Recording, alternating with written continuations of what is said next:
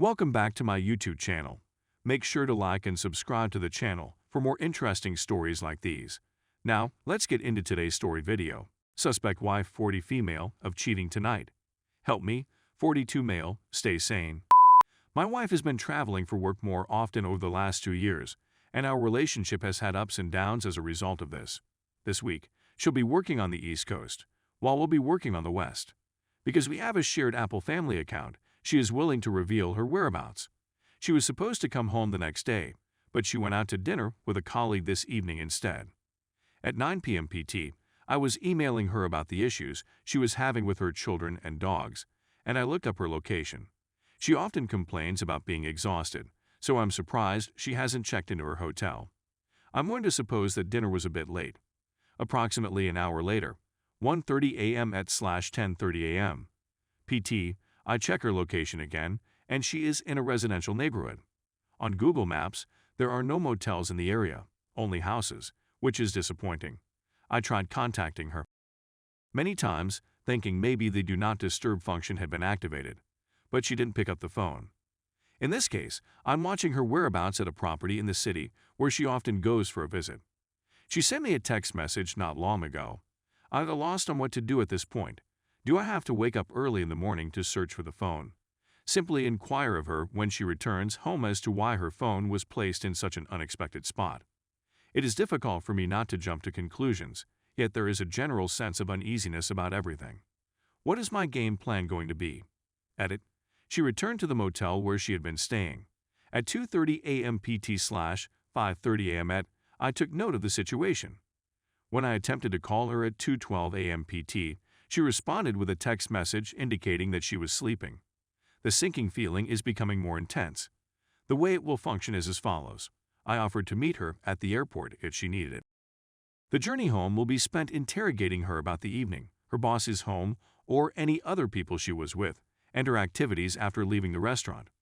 In the event that she does not explain the journey to and time spent in the residential area by the time we return home, I will be forced to display screenshots of the location and then demand full, open access to phones and computers for the purpose of reviewing text messages and other correspondence. When the gadgets are put on the table, I will insist on their being turned off and will not allow her to make any calls until I have checked them. To be quite honest, I despise being in this situation. I'm extremely tempted to throw up. This is something I don't want our 2 adorable little children to go through with their lives. Update. She has returned to her hometown. The location of Apple was right. She'd gotten herself into a semi-rando situation. That was not the case with her supervisor. There is no way to defend yourself. There was one mistake, says the author. I stayed on track with my goal. She was the first to confess it. She even made up a story about having a urinary tract infection, UTI, in order to avoid having relations until she had a positive STI test. I'm not sure what the future holds for my marriage at this point. The couple has been married for 23 years. There are 2 children. I'm completely befuddled right now. I may be heard from the adjacent room. I'm dripping with perspiration and pounding the keys. Please understand that we have been together for 23 years and married for 18 years. To answer a few questions, I have a reasonable belief that it wasn't her job since she told me the guy's name, and it matches the address information I received the night before when doing research. I'm forced to choose between 2 possibilities, both of which will have catastrophic consequences. This is a terrible situation. Story 2. I came back from my deployment only to find my wife with another man on my bed. Being in love is arguably one of the most beautiful things in life, but it is also one of the most perilous. I understand that life is all about taking chances. As a private, I joined the Marines. I'm now a corporal. I busted but I'm still here. I wanted to be a Marine for the rest of my life, or so I thought. I'm in a difficult situation. My wife and I married 3 years ago. I was madly in love with her when I married her.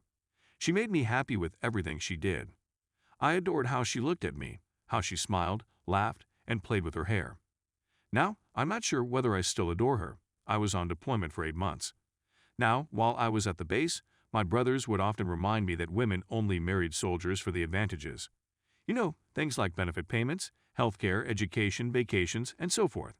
They claim spouses become lonely when we deploy and bring a pal home while I'm here. I didn't pay attention to any of this, did I? Isn't it not true of all women? Well, I'm not sure anymore. It's not my position to suggest that every woman is now like this. When I returned home, I had to fly for 12 hours. I was desperate to see my folks. A wife and a lovely princess. Being apart from my child is like being hit in the gut a billion times till I see her again. Despite this, I was always conversing with her. I step inside, believing they are present. There was no one at home, as far as I could tell. I sat down and waited for them. I called my wife, but she did not answer. There is no text, nothing. I walked into the kitchen and heard several thumps. It sounds like it's coming from the basement. I heard a man groaning as I opened the door. I make my way down silently. It helped that we had a really soft, furry-like carpet. Also, wow, I found my wife kissing someone I went to high school with. We weren't best buddies or anything, but we were acquainted. This seemed unbelievable to me. I don't play this garbage anymore, so I hopped on the bed and beat this dude. Not in the way that other males do, but it was enough to inflict him a black eye and a split lip. He was well aware that she was my wife. He was aware that I was absent. Wife was yelling at him not to strike him, that she is really sorry. My house has been at base since that time. This house is nothing more than a collection of destroyed memories. My brothers were correct about marriage, and specifically about my wife. I will never trust my wife again, and if I divorce, I want to remain a Marine, which implies that marrying again would be a waste of time. We are, in fact, still married. This was not a long time ago. I regret remaining with her on a daily basis. When she grins at me, I simply look away, and when she embraces me, I just look away, placing one arm over her. I turn my head when she attempts to kiss me. Our favorite part was trying something we'd never eaten before. We would go to distant states only to dine at the best restaurants. We hadn't done it since before I departed for Asia. I'm just no longer in love. When I mention divorce, she leaps on me and apologizes profusely, shedding phony tears, that she will never do such a thing again, that she cares for me. She admitted to sleeping with him 3 times. I know I'm all over the place. So, throughout my absence, she only slept with him 3 times. Okay. To be honest, I think I should be nominated for most distant spouse. She to me, telling me she misses me, and that what she did was a mistake, that she'll go to any length to keep us the same as before. We don't dispute, yet we're more separated than adversaries. She is always recommending that we visit a therapist. All they'll do is tell us to make up. I'm not doing anything that entails touching her or establishing eye contact for more than a second. That is why I will not be attending. I was unconcerned about my daughter. She has a striking resemblance to me. She has my ears, eyes, and hair color. I don't need a DNA test. Even though she wasn't mine, she was my life. I would never abandon her. She is the reason I'm not divorcing and ending my marriage. At the base, one of my brothers didn't slap me in the face. I recall them stating that if you come home and find your wife in bed with someone else, we'll claim we told you so. But he didn't say it. Instead, he added, I'm wrecking my life with the wrong person. He said that if I do not divorce, I would be unhappy when I may meet someone wonderful. Sure thing. I simply want to return home. However, because to the epidemic, this will not be possible. I offer everyone a blessing and ask that they keep safe indoors. Update. I returned to Reddit. I saw a slew of males asking for an update.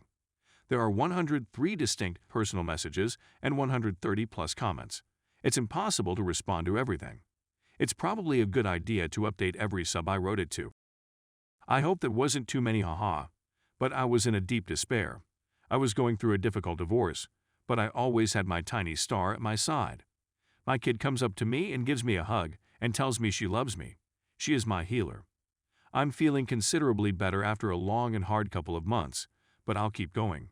The agony I went through in boot camp was nothing compared to this, so I'm going to go on from here. I also had my small star with me. Who knows, maybe I'll find another lady, but not anytime soon. I learned 2 things. I can't trust others and marriage is a waste of time. Wow. All I have to do is be there for my kid and myself. I hope you and your friends are safe. You'd be amazed how many folks are still sick.